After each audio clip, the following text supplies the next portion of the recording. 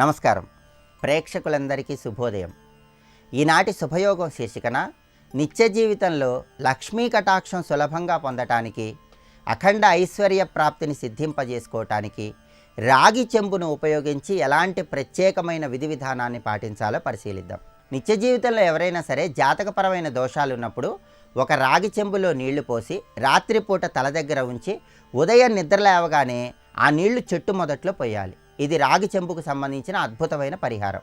అలాగే ఆరోగ్యపరంగా కూడా రాగి చెంబులో నీళ్లు తాగినట్లయితే చక్కటి ఆరోగ్య ప్రాప్తిని సిద్ధింపజేసుకోవచ్చు. అయితే ఈ రాగి చెంబును ఉపయోగించి ఒక ప్రత్యేకమైన విధి విధానాన్ని పాటించినట్లయితే లక్ష్మీ కటాక్షానికి ప్రతి ఒక్కరూ సులభంగా పాత్రలు కావచ్చు. ఆ విధి విధానాన్ని ఎలా పాటించాలంటే, ముందుగా రాగి చెంబు తీసుకుని ఆ రాగి చెంబుని శుభ్రంగా తోముకోవాలి. ఆ తర్వాత ఆ రాగి చెంబు మొత్తం కూడా పసుపు రాయాలి. ఆ రాగి చెంబుకి కుంకుమతో గంధంతో బొట్లు పెట్టాలి. ఆ తర్వాత కొద్దిగా గంధం తీసుకొని ఆ రాగి చెంబు మీద స్వస్తిక్ గుర్తు వేయాలి. స్వస్తిక్ గుర్తులలో 2 రకాల స్వస్తిక్ గుర్తులు ఉంటాయి, సవ్య స్వస్తిక్, అపసవ్య స్వస్తిక్. రాగి చెంబు మీద గంధంతో ప్రతి ఒక్కరూ సవ్య స్వస్తిక్ గుర్తు వేసుకోవాలి. అలా స్వస్తిక్ గుర్తు వేసుకున్న తర్వాత ఆ రాగి చెంబులో నీళ్లు పోయాలి. ఆ నీళ్లలో కొన్ని రూపాయి బిళ్ళలు ఉంచాలి. అలాగే రాగి చెంబులో పోసిన నీళ్లలో పసుపు, కుంకుమ, కొన్ని అక్షింతలు కూడా కలపాలి. ఆ తర్వాత సుగంధ ద్రవ్యాలు, అత్తర్ లాంటి సుగంధ ద్రవ్యాలు కూడా ఆ నీళ్లలో కొద్దిగా వేయాలి. ఆ తర్వాత ఆ రాగి చెంబులో ఉన్న నీళ్లలో చామంతి పుష్పాలు, ఇలా కొన్ని రకరకాలైనటువంటి పుష్పాలు కూడా వేయాలి. ఇలా రాగి చెంబుని చక్కగా సిద్ధం చేసుకోవాలి. ఇప్పుడు మీ గృహంలో ఈశాన్య దిక్కులో ఒక పీటను ఏర్పాటు చేసుకోవాలి. ఆ పీట మీద బియ్యం పిండితో పద్మం ముగ్గు వేయాలి. ఆ పీటకి కూడా చక్కగా పసుపు రాసి గంధం బొట్లు పెట్టి ఆ పీట మీద మీరు సిద్ధం చేసుకున్నటువంటి రాగి చెంబును ఏర్పాటు చేసుకోవాలి. ఈ ప్రక్రియ ఎప్పుడు నిర్వహించాలంటే గురువారం సాయంకాలం పూట నిర్వహించుకోండి. గురువారం సాయంకాలం పూట అలా రాగి చెంబును ఏర్పాటు చేసి శుక్రవారం, శనివారం, ఆదివారం అలానే ఉంచి మళ్ళీ సోమవారం రోజు ఆ రాగి చెంబులో ఉన్న నీళ్లు ఏదైనా చెట్టు మొదట్లో పోయండి. మళ్ళీ సోమవారం రాగి చెంబును శుభ్రంగా కడుక్కొని మళ్ళీ ఇదే విధి విధానాన్ని పాటించండి. చక్కగా పీట మీద ముగ్గు వేసి ఇలా ఏర్పాటు చేసుకున్న రాగి చెంబుని ఇంట్లో ఈశాన్య మూల ఉంచండి. మళ్ళీ అలా సోమవారం ఏర్పాటు చేసుకున్న రాగి చెంబుని మంగళవారం, బుధవారం ఉంచి గురువారం ఆ రాగి చెంబులో నీళ్ళు ఏదైనా చెట్టు మొదట్లో పోయండి. ఇలా ఎవరైతే వారానికి 2 సార్లు చేస్తారో వాళ్ళ ఇంట్లో పరిపూర్ణంగా లక్ష్మీ కటాక్షం కలుగుతుంది. ఏ గదిలో అయినా ఈశాన్య మూల ఏర్పాటు చేసుకోవచ్చు, లేదా మీ సింహద్వారం ఉన్నటువంటి హాలులో సింహద్వారానికి కుడివైపు మూల ప్రత్యేకంగా ఇలా రాగి చెంబును ఏర్పాటు చేసుకోండి. ఇలా చేస్తే తప్పకుండా లక్ష్మీ కటాక్షాన్ని సిద్ధింపజేసుకోవచ్చు. అంతేకాకుండా ఈ మొత్తం ప్రక్రియ చేయలేని వాళ్ళు ఎవరైనా సరే ఒక రాగి చెంబులో నీళ్లు పోసి దానిలో ఒక 5 తులసి దళాలు వేయండి. ఒక రోజంతా ఆ నీటిని అలాగే ఉంచండి. మర్నాడు ఆ రాగి చెంబులో ఉన్నటువంటి నీళ్లు ఇల్లంతా సంప్రోక్షణ చేయండి, ఇల్లంతా చల్లండి. ఇలా చేస్తే కూడా లక్ష్మీ కటాక్షాన్ని సులభంగా సిద్ధింపజేసుకోవచ్చు. కాబట్టి మీకు వీలైతే ఇలా రాగి చెంబును సిద్ధం చేసుకొని ఇలా ఈశాన్యంలో ఏర్పాటు చేసుకోండి. లేదా వీలు కాని పక్షంలో నీళ్లలో తులసి దళాలు వేసి ఆ రాగి చెంబు ఒకరోజు అలానే ఉంచి మర్నాడు ఆ నీటిని ఇల్లంతా సంప్రోక్షణ చేయండి. రాగి చెంబు ఉపయోగించి ఈ ప్రత్యేకమైన విధి విధానాన్ని ప్రతి ఒక్కరూ పాటించండి. లక్ష్మీ కటాక్షాన్ని సిద్ధింపజేసుకోండి. రేపటి శుభయోగం శీర్షికన శుక్రవారం సందర్భంగా తులసి కోట దగ్గర పూజ చేసేటప్పుడు ఎలాంటి ముఖ్యమైనటువంటి నియమాలు పాటించాలో పరిశీలిద్దాం. నమస్కారం.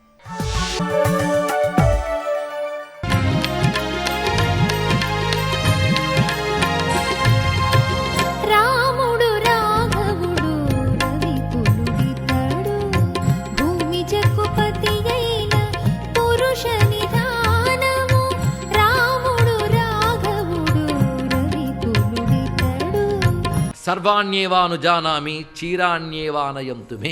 ఒక్కటే కోరుకునేది ఏంటంటే మాకు నారచీరలు తీసుకురండి చాలు, ఇవి ధరించి వెళతాం.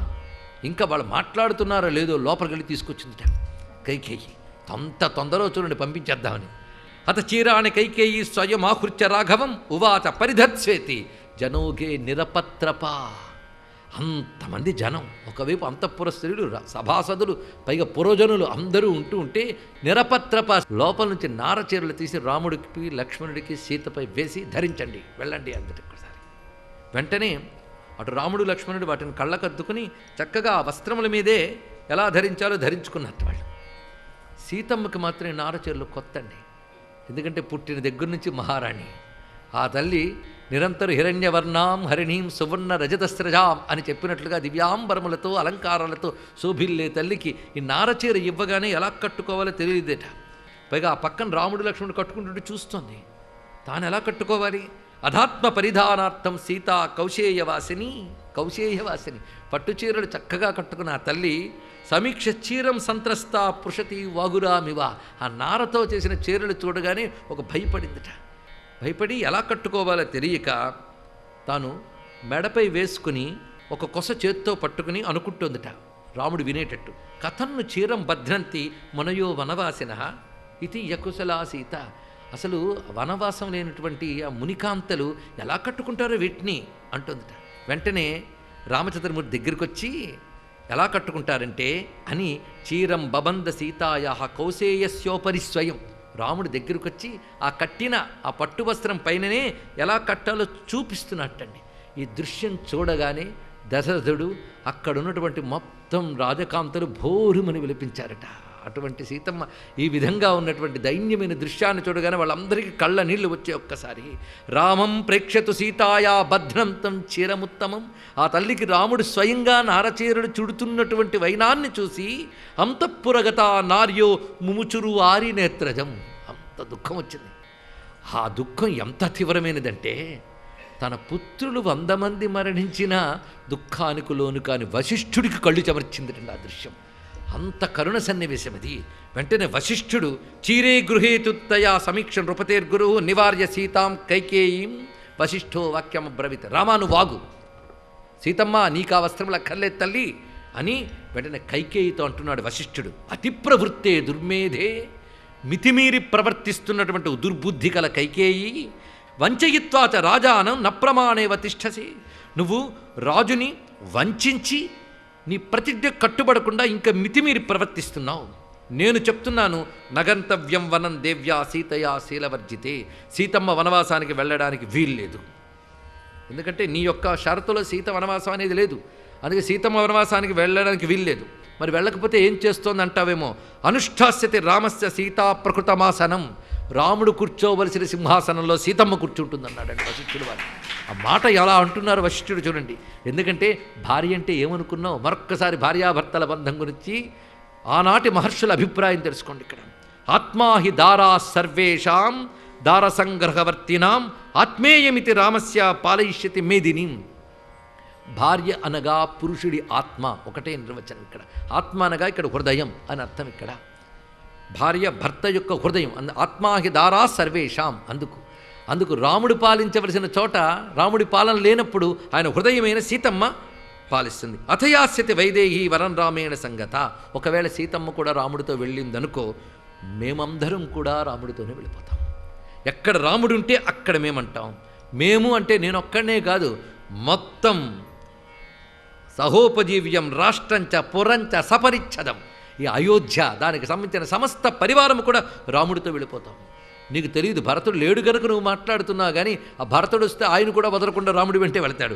భరతశ్చ సశత్రుఘ్న చీరవాసావనేచర, వాళ్ళు కూడా నారచీరలు ధరించి రాముడి వెంట వెళ్తారు. సుమా ఒక్కటి తెలుసుకో, రాముడు అయోధ్య వదిలిపెడితే మొత్తం అయోధ్యే బయలుదేరిపోతుంది రాముడి వెంట. అప్పుడు శూన్యమైన అయోధ్యను ఒక్కదానివే ఏలుకోవడానికి అయోధ్యలో అప్పుడు చెట్లు మాత్రమే మిగిలి ఉంటాయి, మరేమి ఉండవు. సుమా ఏమి మాట్లాడుతున్నాడో వశిష్ఠుడు వారు చూడండి. ఇక్కడ వసుధాం పాదపై సహా త్వమేకా సాధి దుర్వృత్త ప్రజానామహితే స్థిత, చెట్లు మాత్రమే ఉంటాయట. ఆఖరు మృగాలు పక్షులు కూడా అయోధ్య నుంచి రాముణ్ణి వదలలేక వెళ్ళిపోతాయి, చెట్లు మాత్రమే ఉంటాయి. ఈ మాట చెప్పేటప్పుడు చెట్లు మాత్రం ఎందుకున్నాయంటే కదల్లేని పుట్టుకు మాకు దొరికిందేరి ఏడుస్తూ ఉంటాయటండి చెట్లు. తర్వాత వర్ణన ఒకటి ఉంటుంది, ఆ చెట్లు కూడా ఆ వాయువు రాముడు వెళ్ళిన వైపు తిప్పితే సంతోషిస్తుంటాయట. అటు చూస్తూ దుఃఖిస్తూ కదలలేని స్థితి ఏర్పడింది, అందరూ రాముని వెంట వెడితే మేము వెళ్ళలేకపోయామని ఏడుస్తూ ఉంటాయి చెట్లు కూడా. త్వమేకాసాది దుర్వృత్త ప్రజానామహితే స్థిత. ఇంకో మాట చెప్తున్నాడు, నహి తద్భవితా రాష్ట్రం ఎత్ర రామో న భూపతి తద్వనం భవితా రాష్ట్రం ఎత్ర రామో నివత్స్యతి. రాముడు లేనప్పుడు అది రాజ్యమే కాదు, రాముడుంటే అడవైనా అదే రాజ్యం. అందుకు మేము రామునితోనే వెళతాము అని ఎప్పుడైతే వశిష్ఠుడంతటి వాడు అలా మాట్లాడాడో, దశరథుడికి కూడా ఒకసారి వేదన కలిగి కైకేయిని మందలించి, సీతమ్మ ఈ విధంగా నారచీరలతో వెళ్ళడానికి వీల్లేదు, ఎందుకంటే ఆవిడ ఒక మహారాజు కూతురు, ఒక మహారాజు కోడలు, ఆవిడ రాచమర్యాద ఆవిడకు ఉండవలసినదే అని మొత్తంగా సీతమ్మ తన యొక్క సర్వ ఆభరణములతో సంపదలతో 14 ఏళ్లకి కావలసినటువంటి ఆభరణ అలంకారములతో వెళ్ళవలసిందే అని రాజు శాసించాడు. ఇంకెవరు ఏమీ అనలేరండి. ఇయం ధార్మిక కౌశల్యా మమ మాతా యశస్విని. ఇంకా రామచంద్రమూర్తి బయలుదేరబోతూ దశరథునికి దండం పెట్టి ఒక మాట అంటున్నట్ట, ఓ ధార్మిక తండ్రి, మా అమ్మ కౌశల్య, ఈ తల్లి వృద్ధాచ అక్షుద్రశీలాచ నచత్వాం దేవగర్హతే. ఈమె పెద్దదయింది, వృద్ధురాలు, పైగా ఈమె స్వభావం చాలా ఉన్నతమైనది, ఏనాడు నిన్ను ఏమాత్రము నిందించలేదు. అలాంటి ఆ తల్లి నేను లేనప్పుడు శోకసాగరంలో మునిగి ఉంటుంది తండ్రి. అందుకు ఆమెకు ఆ దుఃఖం లేకుండా నువ్వు కనిపెట్టుకుని చూడు. ఎలాగో అంటే, పుత్రశోకం యథా నక్షే త్వయా పూజ్యేన పూజిత మాం హి సంచింతయంతి సా త్వయి జీవత్ తపస్విని. ఆమె ఏనాడు నన్ను గుర్తు చేసుకోవలసిన అవసరము లేకుండా, నా గురించిన చింత లేకుండా నువ్వు చూసుకో అని ఆ తండ్రికి చెప్పి, తల్లితో కూడా నేను లేనప్పుడు ఆ తండ్రి సహించలేడు కనుక ఆ తండ్రికి దుఃఖం లేకుండా జాగ్రత్తగా చూసుకో, కైకేయి పట్ల ఏనాడు కోపగించకు. ఈ విషయములు కౌశల్యతో కూడా చెప్పి రామచంద్రమూర్తి బయలుదేరుతూ ఉంటే, సుమంత్రుడు రథాన్ని అక్కడ ఏర్పాటు చేశాడు. ఆ రథంలో వాసాంసి చ మహార్హాని భూషణాని వరాని చ వర్షాణ్యేతాని సంఖ్యాయ వైదేయాక్షిప్రమాణ్యయ. మొత్తం అక్కడున్న అన్ని ఏళ్ళు కూడా సరిపోయేటంత ఆభరణములు, అలంకారములు, వస్త్రాదులు అన్నీ కూడా సీతమ్మకి సంబంధించినవి ఏర్పాటు చేసి ఆ రథంలో వీటన్నిటినీ ఏర్పాటు చేయడం జరిగింది. అదేవిధంగా వెళ్ళేటప్పుడు పరకు వచ్చే గుణపం, పార ఇలాంటివి పెట్టుకున్నట్టు వారు. వీటితో బయలుదేరుతుండగా సర్వాలంకృత అయినటువంటి సీతమ్మ రథం ఎక్కినది. ఆ సీతమ్మకు అటు ఇటు రామలక్ష్మణులు ఆ రథంపై ఉన్నారు. రథం బయలుదేరుతూ ఉన్నది. కరిష్యే సర్వమేవాహం ఆర్యా యదును శాస్తిమాం అభిజ్ఞాస్మి యథా భర్తు వర్తితవ్యం శృతంచమే. పైగా ఆ సీతమ్మ వెళుతూ ఉండగా కౌశల్య దగ్గరికి పిలిచి ఒక మాట చెప్పిందిట, చూడు నువ్వు చేస్తున్న పని చాలా గొప్పది. భర్తకి సంపద అన్నీ లభిస్తున్నంతకాలం అందరూ గౌరవిస్తారు, ఏమాత్రం తేడా వచ్చినా భార్యల గౌరవంలో తేడా వస్తుంది. అలాంటిది రాజ్యహీనుడైన భర్తను కూడా అనుసరించి వెళుతున్నావు, చాలా సంతోషం. కానీ అడవిలో స్వామిని జాగ్రత్తగా చూసుకోసమా. ఇవన్నీ చెప్తే చాలా జాగ్రత్తగా నమస్కారం చేసి, కరిష్యే సర్వమేవాహం ఆర్యా యదును శాస్తిమా. పూజ్యురాలైన అత్తగారు ఎలా శాసిస్తున్నారో అలా నేను తప్పకుండా ప్రవర్తిస్తాను. అభిజ్ఞాస్మి యథా భర్తు వర్తితవ్యం శృతంచమే. పైగా ఈ విషయములు నాకు మా అమ్మ కూడా బోధించింది. చూసారా, అది అద్భుతమైన మాట. సాహమేవం గతా శ్రేష్ఠ శృత ధర్మపరావర ఆర్యే కిం అవమన్యేహం స్త్రీణాం భర్తా హి దైవతం. స్త్రీకి భర్తయే దైవం అనే మాట నా తల్లి కూడా నాకు బోధించింది అంటూ ఒక మాట చెప్తోంది సీతమ్మ. నా తంత్రి వాద్యతే వీణ నా చక్రో వర్తతే రథ నా పతి సుఖమేధేత యాస్యాదపి శతాత్మజ. 100 మంది కొడుకులు ఉన్నప్పటికీ భర్త లేనప్పుడు స్త్రీకి అది ఆనందము కాదు. తీగలు లేనప్పుడు వీణ ఎలా మోగలేదో, చక్రం లేనప్పుడు రథము ఎలా కదలలేదో, అదేవిధంగా 100 మంది పుత్రులున్న భర్త లేనప్పుడు సుఖం అనేది భార్యకు ఉండదు. సీతమ్మ మాట ఎంత విశిష్టంగా చెప్పిందో ఇక్కడ. అలా ప్రకటించి ఆనందంగా రథం ఎక్కింది రండి. ఆనందంగానే రథం ఎక్కింది. అప్పుడు ఆ రథం బయలుదేరుతున్నది. ఇంకా సుమిత్ర దగ్గర అనుమతి తీసుకుంటున్నాడు లక్ష్మణస్వామి.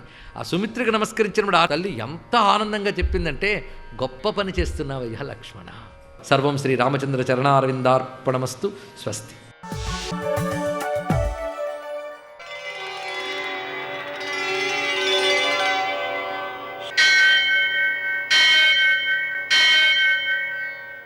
సహస్రశీరుషం దేవం విశ్వాక్షం విశ్వశంభువం విశ్వం నారాయణం దేవమక్షరం పరమం పదం विश्वतः परमां नित्यं विश्वन्नारायणगुं हरिं विश्वमेवेदं पुरुषस्तद्विश्वमुपजीवति पतिं विश्वस्यात्मेश्वरगुं शाश्वतगुं शिवमच्युतं नारायणं महाज्ञेयं विश्वात्मानं परायणम्।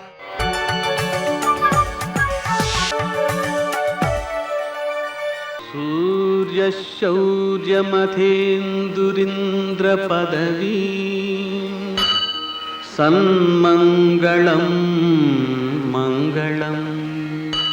नमस्ते भगवन् देवदत्तात्रेय जगत्प्रभो सर्वबाधा प्रशमनं कुरु शान्तिं प्रयच्छ मे।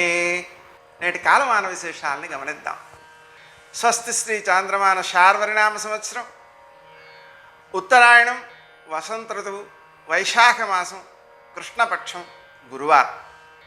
సూర్యోదయం 5:48 సూర్యాస్తమయం 6:36 తిథి సప్తమి ఉదయం 6:51 వరకు, నక్షత్రం శ్రవణం ఉదయం 6:22 వరకు, వర్జం ఉదయం 10:43 నుంచి 12:28 వరకు, దుర్ముహూర్తం ఉదయం 10:04 నుంచి 10:55 వరకు, మరల మధ్యాహ్నం 3:11 నుంచి 4:03 వరకు, అమృతకాలం రాత్రి 9:10 నుంచి 10:55 వరకు, రాహుకాలం గురువారం కాబట్టి మధ్యాహ్నం 1:30 నుంచి 3 గంటల వరకు, అష్టకవర్గ రీత్యా శుభప్రదమైన సమయం ఉదయం 9 గంటలకి.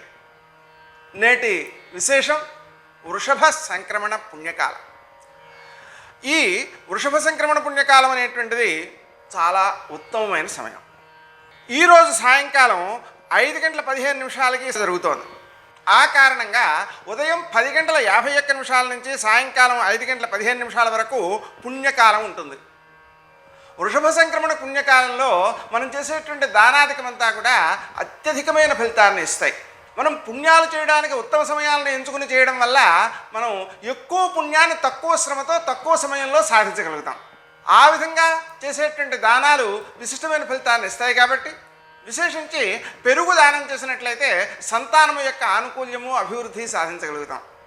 విశేషించి ఈరోజు ద్వాపర యుగాంతం ఉంది. దీని సందర్భంగా మనం పితృదేవతారాధన చేయడం ద్వారా అటు సంక్రాంతి అలాగే ద్వాపర యుగాంతం సందర్భంగా మనం చేసేటువంటి దానాధికము పితృదేవతారాధనాధికము మన సంతానం యొక్క అభివృద్ధికి కారణమవుతుంటాయి. విశేషించి ఈరోజు గురువారం రోజున మనం శనగలు కేజీంపావు తీసుకుని వాటితో శివునకు పూజ చేసి వాటిని ఆవులకు పెట్టడం ద్వారా గురు సంబంధమైన దోషాలు తొలగించుకోగలుగుతాం. అవి గోచార సంబంధమైన దోషాలు కావచ్చు, అదేవిధంగా జాతక సంబంధమైన దోషాలు కూడా కావచ్చు. వాటిని అధిగమించడంతో పాటు జ్ఞానము యొక్క అభివృద్ధిని మనం సాధించగలుగుతాం. నేటి ఆణిముత్యాలు.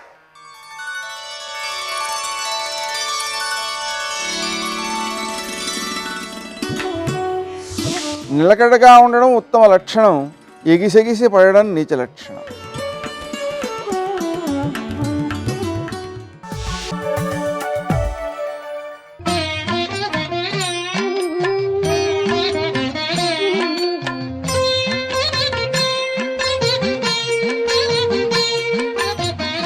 ఓం నమో నారాయణాయ. ఓం నమః శివాయ. శ్రీమాత్రే నమః. ఈరోజు సప్తమి తిథి ఉండటం చేత సూర్య భగవాన్ని ఆరాధనలో దాగిన అత్యంత అద్భుతవంతమైన ప్రభావాలను సంప్రదాయబద్ధంగా చూసినట్లయితే ఆరోగ్యం భాస్కరాదిచ్చేత్ అన్నారు. ఆరోగ్య ప్రదాత ఆయన అనేక పేర్లు ఉన్నాయి. కృషి బలుడు అనే పేరు కూడా ఉంది ఆయనకి. అందుచేత ఎప్పుడూ కూడా ఆయన మన కోసమే కృషి చేస్తున్నాడు. టైం ప్రకారం ఉదయించడం, ఈ భూమి అంతటికీ కూడాను సస్యశ్యామలవంతమైనటువంటి పంటలు పండే విధంగా ఆయన తన దివ్యవంతమైన వెలుగును ప్రసాదిస్తున్నాడు.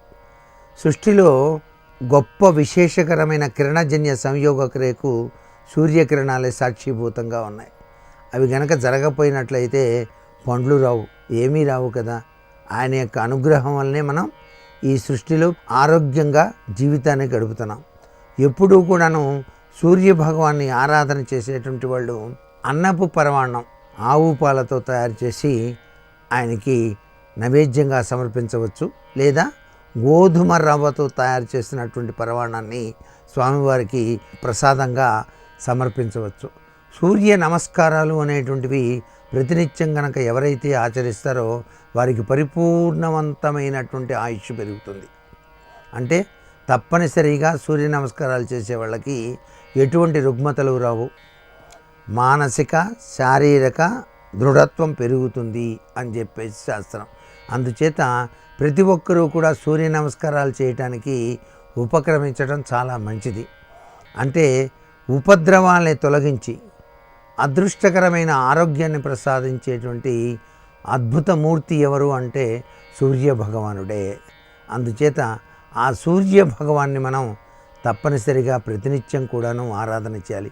సూర్యుడు నమస్కార ప్రియుడు అన్నమాట. ఒక్కసారి నమస్కారం చేస్తేనే చాలు ఆయన అనుగ్రహాన్ని ఇస్తాడు. అందుకే తూర్పు తిరిగి దండం పెట్టు అంటారు మన వాళ్ళు. అదొక సామెత అన్నమాట.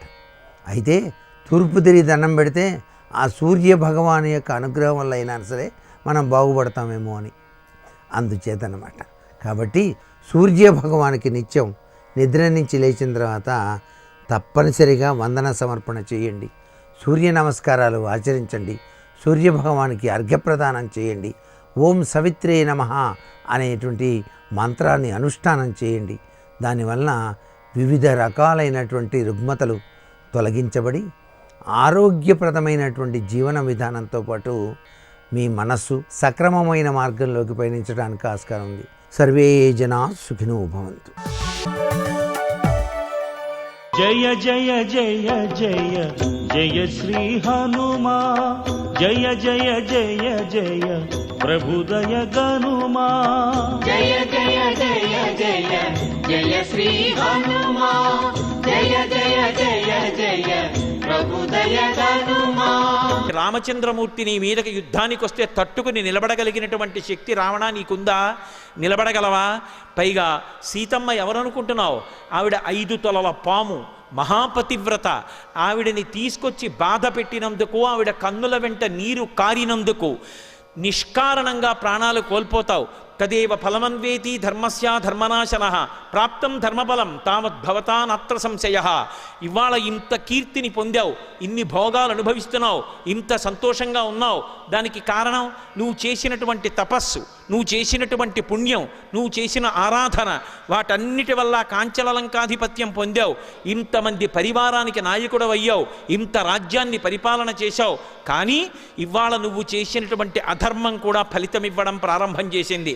దానికి గుర్తు నా చేతిలో నీ కుమారుడు అక్షకుమారుడు మరణించాడు. పుత్రశోకంతో మనసులో బాధపడుతున్నావు. ఇన్ని కోట్ల మంది రాక్షసుల్ని నేను ఒక్కడనే చంపాను, ప్రమదావనాన్ని భంజించాను, నీ భద్రతా వ్యవస్థనే ప్రశ్నార్థకం చేశాను, 100 యోజనముల సముద్రాన్ని దాటి లంకాపట్టణంలోకి వచ్చాను, శింశుపావృక్షం మీద కూర్చుని సీతమ్మతో మాట్లాడాను, ఆవిడ్ని చూశాను, నీ దగ్గరికి వచ్చాను, నీ దర్శనం చేశాను, నీతో మాట్లాడుతున్నాను. ఇది చాలదా నువ్వు చేసిన పాపం ఫలితం ఇవ్వడం ప్రారంభించిందని చెప్పడానికి? కాబట్టి ఇప్పటికైనా తెలుసుకుని రాముడి పట్ల మర్యాదతో ప్రవర్తించడం ప్రారంభం చేయి. రాముడి చేతిలోంచి తప్పుకోగలనని అనుకుంటున్నావేమో. రాముడు ఎవరినైనా చంపేస్తానని అన్నాడా? బ్రహ్మా స్వయంభూశ్చతురాననోవా, ఇంద్రో సురేంద్రో సురనాయకోవా, రుద్రో స్త్రినేస్త్ర స్త్రిపురాంతకోవా, త్రాతం నశక్త ఇది రామవధ్యం. 3 మాటలు వేసి విశేషణాలు చెప్పారు. బ్రహ్మా స్వయంభూశ్చతురాననోవా, చతుర్ముఖ బ్రహ్మ కావచ్చు, స్వయంభూ కావచ్చు, 4 ముఖాలున్నవాడు కావచ్చు. రాముడు చంపేస్తానంటే ఇక ఎదురెళ్ళాడు. ఇంద్రో సురేంద్రో సురనాయకోవా, ఇంద్రుడు కావచ్చు, సురేంద్రుడు కావచ్చు, లేకపోతే దేవతలకు నాయకుడు కావచ్చు, అడ్డురాడు రాముడి విషయంలో. అలాగే రుద్రో స్త్రినేస్త్ర స్త్రిపురాంతకోవా, రేపు నాకు చెప్పలేదంటాడు. చెప్పడానికి వచ్చారు కదా మాట. రేపొద్దున్న రుద్రుడు త్రిపురాంతకుడు త్రయంబకుడు పరమశివుడు అడ్డుపడతాడనుకుంటున్నావేమో. శివకేశవులు అభేదం. ఆ శివుడే రాముడిగా ఉన్నాడు, రాముడే శివుడిగా ఉన్నాడు. కాబట్టి శివుడు అడ్డుపడడు. త్రాతున్న శక్త ఇది రామవధ్యం. రాముడు చంపుతానన్న వాణ్ణి రక్షించడం ఈ లోకంలో ఎవరికీ సాధ్యం కాదని తెలుసుకో. రావణ, మర్యాద తెలుసుకొని బ్రతికావా బ్రతికిపోతావు. సీతమ్మని తీసుకెళ్లి ప్రశ్రవణ పర్వత శిఖరముల మీద కూర్చున్నటువంటి రామచంద్రమూర్తికి సమర్పించి కృతకృత్యుడవయ్యావా జీవితం ఉంది. లేదా నీ సర్వ సైన్యములతో పుత్రమిత్ర కళత్రాదులతో మడిసిపోతావు. ఏది కావాలో ఎంచుకో. భాస్కర రామాయణంలో భాస్కరుడు అంటాడు, ఒక్కసారి రామచంద్రమూర్తి కానీ ఆగ్రహం చెంది యుద్ధానికి లంకాపట్టణానికి వచ్చేశారా, ఆయన వెనక లక్ష్మణస్వామి కూడా వచ్చేశాడా, మండిత విస్ఫులింగ విషమ జ్వలితానల కీలలు వబ్జ గర్భాండము నిండ రామ వసుధాదిపుడేశడు వజ్రసాధనా ఖండిత పంక్తి కంఠ కణకంఠ పురాంతక శైలచాల నౌద్దండ బల ప్రచండ పురదండ విఖండన చండకాండముల్. ఆ రామచంద్రమూర్తి లక్ష్మణస్వామి వచ్చి బంగారు ధనస్సు చేతిలో పట్టుకుని వింటినారిని ఒక్కసారి సారించి బంగారు బాణములను అక్షయబాణ తూణీరంలోంచి సంధించి రామనామాంకితమైన బాణములను విడిచిపెడితే లంకాపట్టణం అంతా అగ్నిహోత్రంతో మిరుపులతో వచ్చి బాణాలు పడిపోతే ఆ రోజున రావణా నిన్ను రక్షించగలిగిన వాడు ఉండడు. నా అంత వాణ్ణి నేనంటున్నావు. చరణాగ్రమణ నీ భుజాదర్పమడచిన ధూర్జటి విలులీల త్రుంచివైచే వాలపాశంబున పడి నిన్ను కట్టిన వాలినొక్కమ్మున కులవేసే అని నిన్ను జరగొన్న అర్జును పొరిగొన్న పరశురాముని ఆజి భంగపరచే కడిమియొక్కట కరదూషణాదుల 14,000 బరిసమరే అమ్మహాధనుర్ధరునకిగ్గాచరించి హరిహర బ్రహ్మ శక్రాదులైన అతని భయత నిర్ఘాత సంఘాత పాత శాత బాణ ఘాత హతులు కాక బ్రతుకగలరే. ఏమనుకుంటున్నావు రామచంద్రమూర్తి అంటే? చరణాగ్రమున నీ భుజాదర్పమడచిన ధూర్జటి విలు లీల త్రుంచివైచే. ఒకనొకనాడు కైలాస పర్వతాన్ని కదిపేస్తాను, పార్వతీ పరమేశ్వరుడు ఏకాంత విహారంలో ఉండి నా విమానం ఆపారని నువ్వు 20 చేతులు కైలాస పర్వతం కింద పెట్టి కదిపే ప్రయత్నం చేస్తే ఎవడు రా నీచుడు పర్వతాన్ని కదుపుతున్నాడని కాలి బొటన వేలితో నొక్కాడు. 20 చేతులు దాని కింద ఉండిపోతే నువ్వు కొన్ని సంవత్సరముల పాటు ఘన జటా చెప్తూ సామగానం చేశావు పరమశివుడి మీద. నువ్వు చేసినటువంటి రవానికి నీ ఏడుపు 3 లోకాలు తల్లడిల్లిపోయింది. రావణా అని పిలిచి శివుడు బొటనవేలు ఎత్తాడు. బొటనవేలుతో తొక్కితే ఏడిచావు పరమశివుడు తొక్కినందుకు. అటువంటి పరమశివుడి ధనస్సుని హేళగా విరిచినటువంటి వాడు రామచంద్రమూర్తి. రాముడితో నిలబడగలవా? చరణాగ్రమణ నీ భుజాదర్పమడచిన ధూర్జటి విలులీల త్రుంచివైచే వాలపాశంబున పడి నిన్ను గట్టిన వాలినొక్కమ్మున కులవేసే. ఒక రోజున వాలి సంధ్యావందనం చేసుకోవడానికి వెళ్ళి 4 సముద్రాల దగ్గర అర్ఘ్యం ఇచ్చేవాడు. ఒక సముద్రం దగ్గరికి వెళ్ళి అర్ఘ్యం ఇస్తుంటే వెనక నుంచి వెళ్ళి నువ్వు ఏదో ఇబ్బంది పెట్టావు. ఎవడురా 10 తలల పురుగు ఇబ్బంది పెడుతున్నాడని తోకతో చుట్టి వాలి ఆయన సంధ్యావందనం చేసుకుంటున్నంతసేపు సముద్ర జలాల్లో నిన్ను ముంచాడు. ఊపిరి కోసం నువ్వు కొట్టుకుంటూ ఉంటే తోకతో పైకెత్తేవాడు. మళ్ళీ ఊపిరి అందగానే మళ్ళీ నీళ్లలో ముంచేవాడు. ఇలా 4 సముద్రాల్లో ముంచి సంధ్యావందనం అయిపోయిన తర్వాత ఇంటికి పట్టుకెళ్ళి అంతఃపురంలో కింద పారేసి భార్యని పిలిచి తాగడానికి పాలిమ్మని 10 తలల పురుగా ఎవరురా నువ్వు అని అడిగాడు నిన్ను.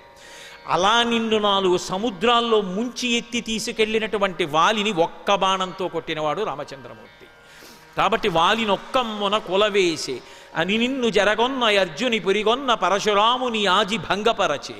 ఒకానొకప్పుడు నర్మదా నదీ తీరంలో శివలింగాన్ని పెట్టి అభిషేకం చేస్తున్నాడు రావణాసురుడు. పుష్పాలతో పూజ చేస్తున్నాడు. కింద నదీ ప్రవాహానికి కింద కార్తవీర్యార్జునుడు తన యొక్క భార్యలతో కలిసి జలక్రీడలు ఆడుతున్నాడు. ఎవరో ఒక భార్య అడిగింది, నీ 1000 చేతులతో ప్రవాహాన్ని ఆపగలవా అంది. ఆపేస్తానని 1000 చేతులు అడ్డుపెట్టి ప్రవాహాన్ని ఆపాడు. ఆ ప్రవాహం వెనక్కి పెరుగుతూ పెరుగుతూ వచ్చి ఆ సైకతలింగాన్ని అక్కడ పెట్టి ధ్యానంలో ఉన్నాడు శివుడు. ఆ ప్రవాహం ఒడ్డు దాటి వచ్చి శివలింగాన్ని తనలో కలిపేసుకుని పువ్వులు నీటి మీద తేలిపోయాయి. రావణాసురుడికి ఆగ్రహం వచ్చి తన యొక్క మంత్రుల్ని పిలిచి సుఖసారుణుల్ని ప్రవాహానికి కింద ఎవడున్నాడో చూసి రమ్మన్నారు. కార్తవీర్యార్జునుడు ఉన్నాడన్నారు. రావణాసురుడు వెళ్ళి కార్తవీర్యార్జునుడితో కలియబడ్డాడు.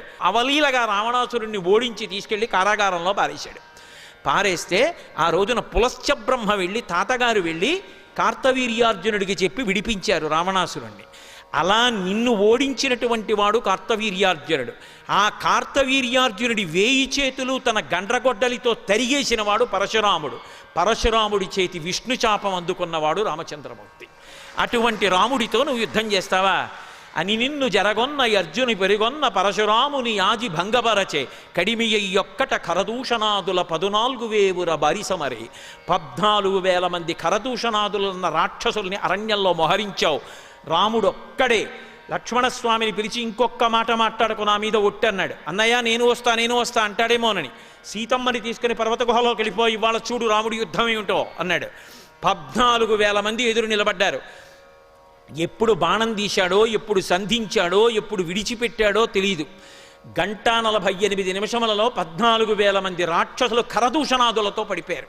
శూర్పణక చూసి తెల్లపోయింది. అందుకన్నాడు గోపరాజు గారు, బండన భీముడర్తజన బాంధవుడు జ్వల బాణతూణ కోదండ కళాప్రచండ భుజతండవ కీర్తికి రామమూర్తికిన్ రెండవ సాటి దైవమి కలేడునుచున్ గడకట్ ఏరి కాడండడండడాండ నిడదంబుల జండము నిండ మత్త వేదండములెక్కి చాటదను దాచరది కరుణాపయోనిధి అన్నాడు. నేను 4 వీధుల కూడలిలో 4 స్తంభాలు కట్టి పెద్ద భేరీ కట్టి ఏనుగు మీద వచ్చి ఢామ్ ఢామ్ అని కొట్టి యుద్ధం వస్తే మా రామచంద్రమూర్తి యొక్క బాహువులు రుద్రతాండవం చేస్తాయి. ఆయనని మించిన దైవం ఎక్కడున్నాడో కాపాడడంలోని లోకానికి ప్రకటనం చేస్తానన్నాడు. అటువంటి రామచంద్రమూర్తి కరదూషణాదుల 14,000 బారిసమరే అట్టి మహాధనుర్ధరునకిగ్గాచరించి హరిహర బ్రహ్మాదులైన ఎదురుగుండా నిలబడగలిగినటువంటి శక్తులు కారు. అటువంటిది కేవలం రాక్షసుడివి నువ్వు రామచంద్రమూర్తితో యుద్ధం చేస్తావా? నువ్వు నిలబడతావా? నీకు సాధ్యమా? హరిహర బ్రహ్మ చక్రాదులైన అతని భయత నిర్ఘాత సంఘాత పాత శాత బాణ ఘాత హతులు కాక బ్రతుకగలరే? ఎవరైనా ఆయన ముందు నిలబడగలరా? అయినా రావణ, నిన్ను చంపడానికి రాముడు రావడం ఎందుకురా? తురగశ్చందన మత్తవారణ భట స్తోమంబుతో కూడా నీపురి భస్మంబుగ కాల్చి సైనిక సుహృత్పుత్రాన్ని జశ్రేణి నెత్తురు క్రక్కన్ పడగ్రుద్ది చంపి మరి మృత్యుక్రూరతన్ పట్టి నీ శిరముల్ త్రుంపగా నేనే చాలు జయశ్రీ లబ్ధి వర్ధిల్లగన్. ఏమిటో అనుకుంటున్నావు సీతమ్మ అంటే? నీ 10 తలలు గిల్లేస్తాను రావణ, నా అరిచేతులతో మర్దించి చంపేస్తాను కోట్ల సైన్యాన్ని, ఒక ఏనుగు ఒక గుర్రం మిగలదవు, లంక కాల్చేస్తానేమనుకుంటున్నావో? నేనొక్కడనే చాలు, దానికి రాముడు ఎందుకురా? తురగశ్చందన మత్తమారణ భట స్తోమంబుతో కూడా నీపురి భస్మంబుగ కాల్చి సైనిక సుహృత్పుత్రాన్ని జశ్రేణి నెత్తురు క్రక్కన్ పడగ్రుద్ది చంపి మరి మృత్యుక్రూరతన్ పట్టి నీ శిరముల్ త్రుంపగా నేనే చాలు జయశ్రీలబ్ధి వర్ధిల్లగన్. నీ కంఠర్పిత కాలపాశము శిరో నిర్ఘాత పాతంబు లంకౌక సంచయ కాళరాత్రి కళభద్రోదగ్గ కాళాహి కన్యాగారాగత మృత్యువున్ జనక కన్యన్వేగ నొప్పించి లోకైకత్రాణుని రామునింకనుము నీకా బుద్ధి కాకుండినన్. సీతారాముల కోపానల పీత శిఖలు లంకాభూతవ్రాతము భస్మీభూతముగా చేయునను పొడమిన కింకన్. ఏమనుకుంటున్నావో రావణ? సీతమ్మంటే ఎవరనుకుంటున్నావు? నీ కంఠానికి నువ్వు తగిలించుకున్నటువంటి కాల సర్పం, నువ్వు తాగబోతున్నటువంటి విషం, నీ నెత్తి మీద పడుతున్నటువంటి పిడుగు. రామచంద్రమూర్తే తలుచుకుని లక్ష్మణస్వామితో కలిసి వస్తే నిలబడలేవని తెలుసుకో. సర్వం శ్రీ ఉమామహేశ్వర పరబ్రహ్మార్పణమస్తు. స్వస్తి.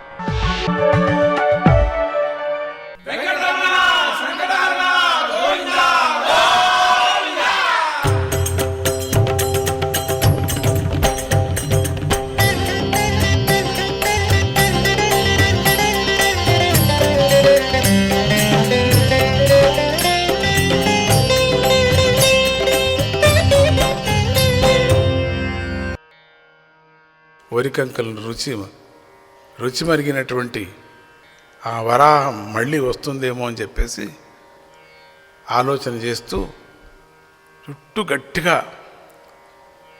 ఒక కంచెను పూర్తిగా కట్టాడు. ఆ ముళ్ళ కంచెను ఎటువంటిదంటే అసలు ఆ ముళ్ళకంప నుంచి ఒక ఈగి కూడా లోపలికి రావటం లేదేమో, అటువంటి ముళ్ళకంపను నిర్ణయించాడు. పెద్దగా కట్టి పారేశాడు పొద్దున్నే. అది ముళ్ళతో కూడినటువంటిది, ఎవరూ రాలేరు అంత పెద్దగా. నరమానవుడు ఒక ప్రాణి కూడా రాలేదు లోపలికి. పటిష్టంగా గట్టిగా కట్టేశాడు. భయంకరమైన ఆ పంది ఒకవేళ మళ్ళీ వచ్చినప్పటికి కూడా కంచె దాటలేక నానా ఇబ్బందులు పడి కాసేపు అటు ఇటు తిరిగి వెళ్ళిపోతుందిలే అనుకున్నాడు. అనుకొని ఈరోజు బాగా పడుకుందాం అనుకున్నాడు. పోని కంటి మీద అసలు కొనుకే లేకోకుండా ఉంటాను అని అంటూ ఇంక ఎందుకులే అంత పెద్ద కంచి వేశాను కదా, ఖండితం ఈరోజు రాదది, ఇన్ని రోజుల నుంచి కాచుకున్నాను కదా, అందుకని కాస్త కళ్ళు మూసుకుంటాను అనుకున్నాడు. అని పడుతూ అట్లా కొంచెం ఇట్లా అన్నాడో లేదో పటపట పటపట అని శబ్దం వచ్చేసింది. కంచెంత ఆ ముళ్ళ కంప అంత తెగినట్టుగా తెగుతున్నట్టుగా శబ్దం వినిపించింది. ముళ్ళ కంచె ముళ్ళ కంపలంతా తెగుతున్నాయంటే ఇంకేంటి ఉండొచ్చు అది చూడండి. పటపట పటపట అని మెరిచేస్తున్నది. అదేమిటా అని చెప్పేసి ఆశ్చర్యంగా చూస్తున్నాడు. మళ్ళీ అదే శ్వేతవరాహం తన పదునైన కూరలతో ఆ కంచెనంతా తెంపేస్తుంది. ఒక 10 నిమిషాల్లో తెంపి పారేసింది. ఎంత కసి అంటే చుట్టూ ఉండిన కంచెంతా తీసి పారేసింది. ఏది కొంచెం సందులో వచ్చేదాటికి తీసుకోవచ్చు కదా, అది అట్లా లేక ఆ కోపంతో చుట్టూ పొలానికి కట్టిన కంచెంతా తీసి పారేసేసింది. అంత కోపం. ఇంక మళ్ళీ కట్టకూడదు. లోపలికి వచ్చి ఏనుగు ఆ చెరుకు గడ్డలు ఇడిచినట్లు ఆ ముళ్ళ కంపలంతా తీసి నమిలి పారేసింది. కొన్ని చోట్ల తినేసింది కూడా, కొంత తీసి బయట పారేసింది. అవి మామూలు కూరలా? అది ఎట్లా విచిత్రమైనటువంటి పళ్ళు, అది చూడటానికి వీల్లేనటువంటిది. భూమండలాన్ని ఎత్తినటువంటి కూరలు కదా అవి, సామాన్యమైన పళ్ళు కాదు కదా అవి, భూమినే పైకెత్తినటువంటిది అటువంటి కూరలు. ఈ కంచె ఒక లెక్కన, అది తెలియదు కదా వీడికి పాపం. చీపురు పుల్లలు విరిచేసినట్లుగా విరిచేసింది. చీపురు పుల్లలను తినేసినట్టుగా తినేసింది కొన్ని చోట్ల అని చెప్పి మొత్తం కంచె ఎక్కడా లేకుండా చూసి లోపలికి మళ్ళీ మహారాజులాగా వెళ్ళింది లోపలికి. దాన్ని దాటిని చూసి కిరాతకుడు మళ్ళీ యథావిధిగా స్తంభమే పూర్తిగా అయిపోయినాడు. అంటే నిల్చొని పోయాడు, నిశ్శబ్దంగా నిలిచిపోయాడు, ఒక పెద్ద రాయిలాగా. అది మాత్రం ఏమీ పట్టినట్లుగా, కంచెను తెంపనట్లుగా, లోపలికి రానట్టుగా, ఆ కిరాతకుడిని చూడనట్టుగా, హాయిగా విలాసంగా ఆ చేనులో జరబడి ఇష్టం వచ్చినట్లు తిరిగి కంకులన్నీ విరిచేసింది. వడ్ల గింజలను కరకరా నమిలేసింది. ఒక్క పార్యం ఆ కంచెలు మొత్తం సగం కంచెనంతా కూడా తన కూరలతో ఒకే పిడికెడు పట్టుకొని మిషన్ లాగా వడ్ల గింజలంతా లోపలికి వేసుకుంది. అసలు అదేమో మిషను మనకు వచ్చింది ఇప్పుడు. మధ్య మధ్యలో ఆ కిరాతుడి వైపు చూస్తూ గర్వంగా చూసింది ఒక్కపారి. కావాలంటే నువ్వు వస్తే నిన్ను తినేస్తాననే విధంగా చూసింది. ఇక వచ్చిన పని పూర్తి అయినట్లుగా కాస్త మట్టిని కాలితో దువ్వి పైకి లేపింది. అయిపోయిన ప్రకారంగా వెళ్ళకోకుండా ఆ మట్టిని దువ్వి పైకి వేసి వాడి మీద యథాప్రకారంగా వాడి మీద కాస్త వేసి అక్కడి నుంచే వెళ్ళిపోయింది. కిరాతకుడికి ఇక ఏం చేయలేకపోతున్నాడు. నిన్న మొన్నటి వరకు అహంకారంగా మాట్లాడిన వాడు ఇప్పుడు 7 చేశాడు. మొత్తం 7 చేశాడు బాగా. ఈ వరాహ విషయంలో ఏం చేసినా లాభం లేదనుకున్నాడు. ఇది సామాన్యం కాదు, ఇది అబ్బో ఈ మనుషులను తినేదేమో అనిపిస్తుంది నాకు. వెంటనే రక్షించమని ఆ దేశపు రాజును ఆశ్రయించాడు. ఇంకా లాభం లేదు, ఈ రాజు దగ్గరికి వెళ్తాను, ఈ వరాహ ఆయన ఒక్కడే నరకగలడు అని చెప్పి ఈ కథ అంతా వినేటువంటి ఆ రాజు ఆశ్చర్యపోయాడు. ఏంటి, నా రాజ్యంలో నాకు తెలియకోకుండా నా అడవిలో అటువంటి ప్రాణి ఉన్నదా? ఇంతవరకు వినలేదే, ఇంతవరకు చూడలేదు ఎవరు కూడా. నేనే దాన్ని స్వయంగా నేను పట్టుకుంటా అంటూ అక్కడిని కిరాతుడు వెంట నడిచాడు. పద నేను చూడాలా నువ్వు చెప్పినటువంటిది కథ నిజమా అని. స్వామి పుష్కరిణి తీర్థాన్ని సేవించి భగవంతుడిని ప్రార్థించి ఆ కిరాతకుడితో చేను దగ్గరకు చేరుకున్నాడు. ఆ రాజు స్వామిని భజించి వచ్చాడు. రాత్రి అయ్యింది. ఆ కిరాతకుడు కంచెను తిరిగి సరిచేశాడు. ఇద్దరు కూడా మళ్ళీ సరిచేసుకున్నాడు. ఇద్దరూ పొలంలోని ఆ మంచెని ఎక్కి ఎదురు చూస్తున్నారు. రాత్రి అయింది. చూస్తూనే కంచెనంతా మళ్ళీ ఇంకా ఎక్కువ బాగా పాతి చేసి సరిచేయించారు రాజు భటులు కూడా. ఇక అందరినీ పంపించి తాను కిరాతకుడు మాత్రమే ఆ మంచెను ఎక్కి పని చూస్తున్నారు. ఏం జరుగుతుందో, ఎక్కడి నుంచి వస్తుందో ఆ వరాహ నేను చూడాల్సిందే అనుకొని ఆ వరాహం వచ్చే వేళ అయిపోయింది. మధ్యరాత్రి అయింది.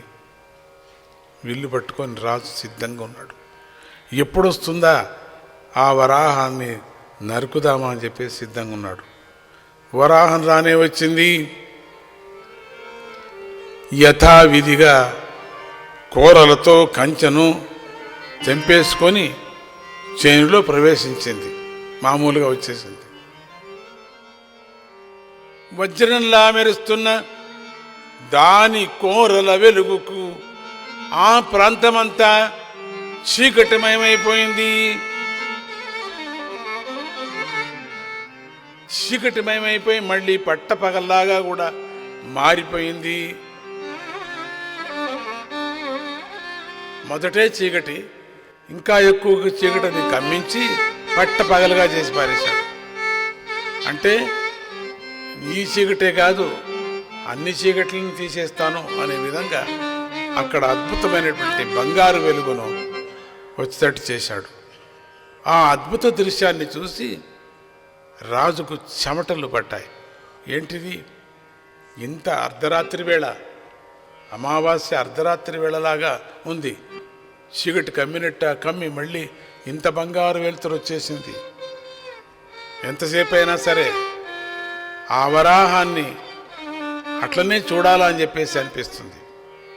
కానీ అంతలో తన కర్తవ్యం గుర్తుకొచ్చింది.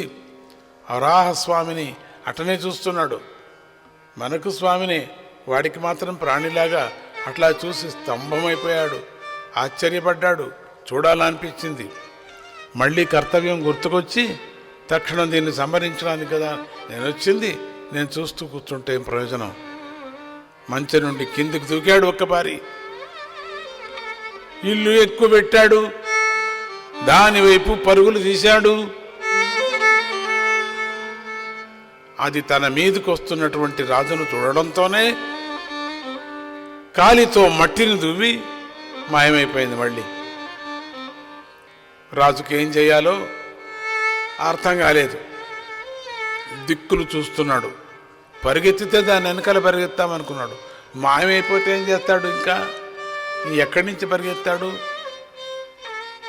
అది మిణుగురు పురుగులాగా అక్కడ కాస్త ఇక్కడ కాస్త మెరుస్తూ పుట్టలోకి వెళ్ళి మాయమైపోయింది. రాజు కూడా ఆ పుట్ట దగ్గరకు చేరాడు. ఆ రాత్రి అంతా అక్కడే ఉండి ఆ దివ్య వరాహం కథ తెలియాలని భగవంతుని ప్రార్థించాడు. గోవింద సానంద మానంద పరమా, గోవింద సానంద మానంద పరమా, గోవింద సానంద మానంద పరమా, గోవింద సానంద మానంద పరమా, గోపాల శ్రీపాల సచ్చిదానంద పాయ, గోపాల శ్రీపాల సచ్చిదానంద పాయ మా